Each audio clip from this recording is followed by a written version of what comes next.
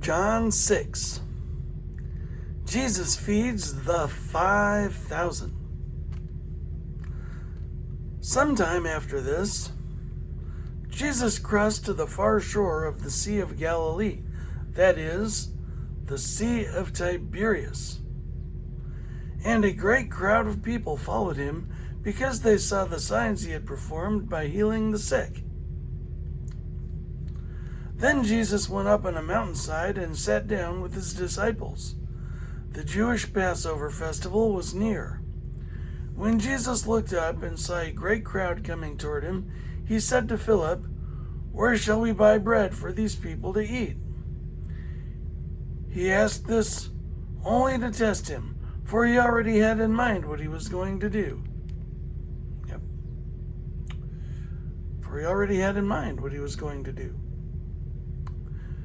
Philip answered him, "It would take more than half a year's wages to buy enough bread to feed each one of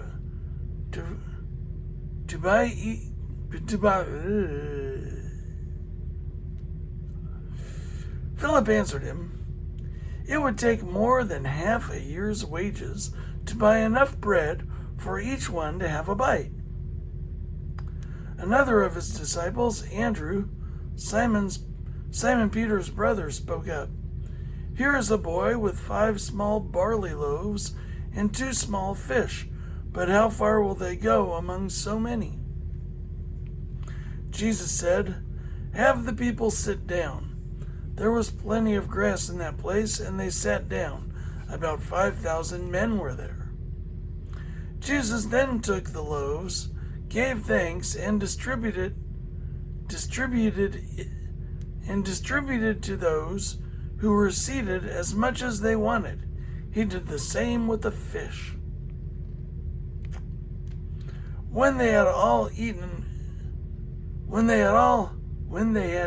had enough to eat, he said to his disciples, "Gather the pieces that are left over. Let nothing be wasted." So they gathered them and filled 12 baskets with the pieces of the 5 barley loaves left over by those who had eaten.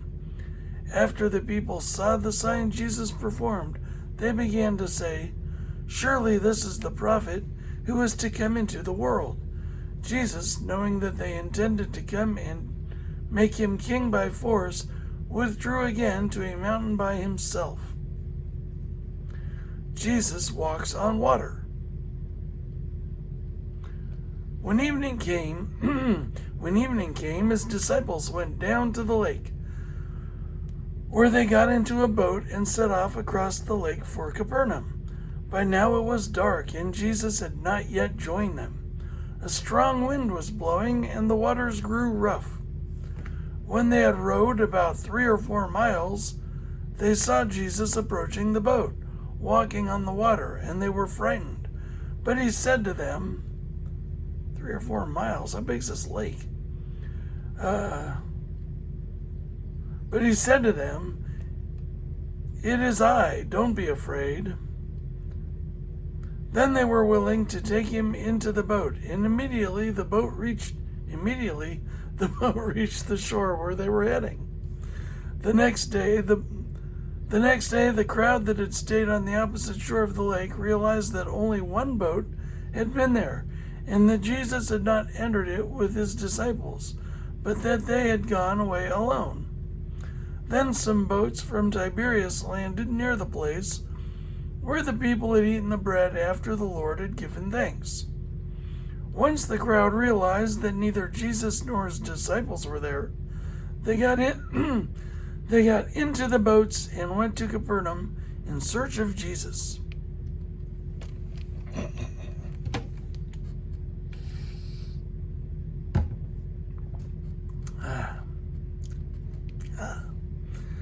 Jesus, the bread of life. When they found him on the other side of the lake, they asked him, "Rabbi, when did you get here?" Jesus answered, "Very truly I tell you, you are looking for me not because you saw the signs, not because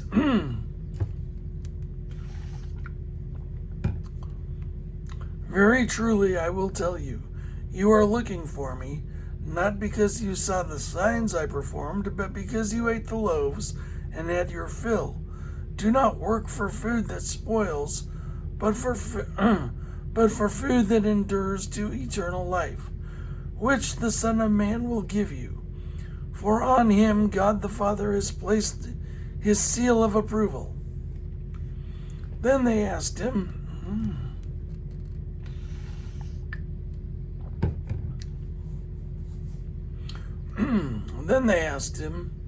"What must we do to do the works God requires?" Jesus answered, "The work of God is this, to believe in the one he has sent." So they asked him, What sign then will you give that we may see it and believe you? What will you do? Our ancestors ate the manna in the wilderness. As it is written, he gave them bread from heaven to eat. Jesus said to them, "Very truly I will tell you," he says it a lot, very truly I tell you, it is not Moses who has given you the bread from heaven, but it is my Father who gives you the true bread from heaven. For the bread of God is the bread that comes down from heaven and gives life to the world. "Sir," they said, "always give us this bread." Then Jesus declared, "I am the bread of life. Whoever comes to me will never go hungry, and whoever believes in me will never be thirsty. But as I told you, you have seen me, and still you do not believe. All those the Father gives me will come to me, and whoever comes to me I will never drive away. For I have come down from heaven not to do my will,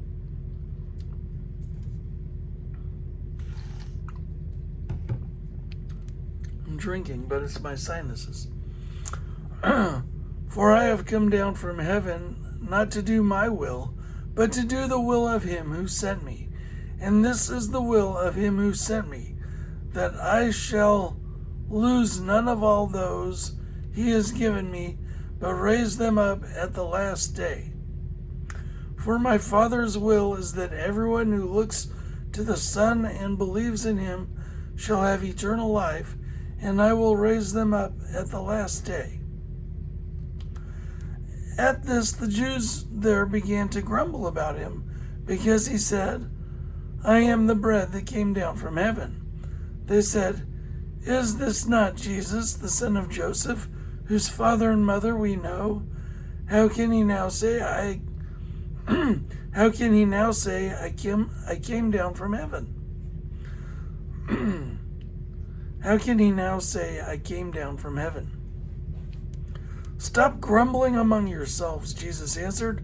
"No one can come to me unless the Father who sent me draws them, and I will raise them up at the last day. It is written in the prophets, they will all be taught by God. Everyone who has heard the Father and learned from him comes to me. No one has seen the Father except the one who is from God. Only he has seen the Father. Very truly I tell you, the one who believes has eternal life. I am the bread of life. Your ancestors ate the manna in the wilderness, yet they died. But here is the bread that comes down from heaven, which anyone may eat and not die. I am the living bread that came down from heaven. Whoever eats this bread will live forever. This bread is my flesh, which I will give for the life of the world." Then the Jews began to argue sharply among themselves. "How can this man give us his flesh to eat?" Jesus said to them, "Very truly I tell you, unless you eat the flesh of the Son of Man and drink his blood, you have no life in you. Whoever eats my flesh and drinks my blood has eternal life, and I will raise them up at the last day. For my flesh is real food, and my blood is real drink. Whoever eats my flesh and drinks my blood remains in me and I in them. Just as the living Father sent me, and I live because of the Father, so the one who feeds on me will live because of me. This is the bread that came down from heaven. Your ancestors ate manna and died, but whoever feeds on this bread will live forever. He said this while teaching in the synagogue in Capernaum. Many disciples desert Jesus. Many disciples desert Jesus. On hearing it, many of his disciples said, "This is a hard teaching. Who can accept it?" Aware that his disciples were grumbling about this, Jesus said to them, "Does this offend you? Then what if you see the Son of Man ascend to where he was before? The Spirit gives life, the flesh counts for nothing. The words I have spoken to you, they are full of the Spirit and life. Yet there are some of you who do not believe." For Jesus had known from the beginning which of them did not believe and who would betray him. He went on to say, "This is why I told you that no one can come to me unless the Father has enabled them." From this time, many of his disciples turned back and no longer followed him. "You do not want to leave too, do you?" Jesus asked the 12. "You do not want to leave too, do you?" Jesus asked the 12. Simon Peter answered him, "Lord, to whom shall we go? We have the words of eternal life. We have come to believe and to know that you are the Holy One of God." Then Jesus replied, "Have I not chosen you, the 12? Yet one of you is a devil." He meant Judas, the son of Simon Iscariot, who, though one of the 12, was later to betray him.